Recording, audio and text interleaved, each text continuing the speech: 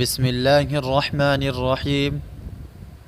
تمام دیکھنے اور سننے والے کو میرا خلوص بھرا سلام۔ السلام علیکم ورحمۃ اللہ وبرکاتہ۔ اللہ تعالیٰ کی رحمت سے نا امید ہونا گناہ ہے۔ بنی اسرائیل کے دو دوست کے واقعہ حدیث کی روشنی میں حضرت ابو ہریرہ رضی اللہ عنہ سے روایت ہے کہ آپ صلی اللہ علیہ وسلم نے ارشاد فرمایا، بنی اسرائیل میں سے دو شخص تھے، وہ آپس میں جگری دوست تھے۔ ایک ان میں سے بندگی کرنے میں بہت محنت کرتا تھا اور دوسرا کہتا تھا کہ میں گناہ گار ہوں، یعنی اپنے گناہ کا اقرار کرتا تھا۔ پس عبادت کرنے والا گناہ گار کو کہتا تھا کہ باز آ جا اس چیز سے جس میں تو مبتلا ہے۔ گناہ گار کہتا تھا کہ مجھے میرے پروردگار کے ساتھ چھوڑ دو، یہاں تک کہ اس عابد نے اس گناہ گار کو ایک دن گناہ کرتے ہوئے پایا اور اس کو بڑا جنا، تو اس نے کہا کہ باز آ جا دوست۔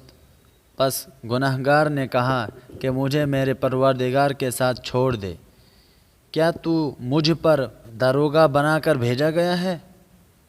تو عبادت کرنے والے نے کہا، خدا کی قسم اللہ تعالیٰ تجھے معاف نہیں کرے گا، اللہ تعالیٰ کبھی تجھے جنت میں داخل نہیں کرے گا۔ تو اللہ تعالیٰ نے ان دونوں کی طرف ملک الموت یعنی موت کے فرشتہ بھیجا اور ان دونوں کی روحوں کو قبض کیا۔ دونوں کی روحیں اللہ تعالیٰ کے نزدیک اکٹھی ہوئی، یعنی برزخ میں یا عرش کے نیچے۔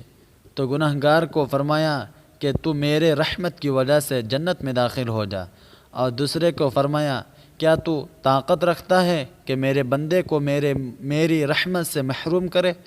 اس شخص نے کہا کہ میں طاقت نہیں رکھتا ہوں اے میرے پروردگار۔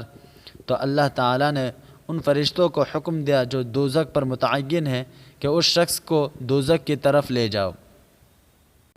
اس حدیث پاک میں یہ بیان کیا گیا ہے، اس شخص نے اپنے عمل کو بڑا جانا اور اس گنہگار کو حقیر جانا اور کہا کہ اللہ تعالیٰ تجھے نہیں بخشے گا، اس کی وجہ سے وہ شخص عذاب کا مستحق ہوا۔ اسی لیے ہمیں چاہیے کہ ہم کسی کو حقیر نہ جانیں اور جتنا ہو سکے نیک اعمال کرے اور دوسرے پر حسن گمان کرے۔ تو اللہ تعالیٰ ہم سبھی کو اس حدیث پر عمل کرنے کے توفیق عطا فرمائے۔ اگر ہمارے ویڈیو اچھی لگے تو لائک اور سبسکرائب کرنا نہ بھولیں۔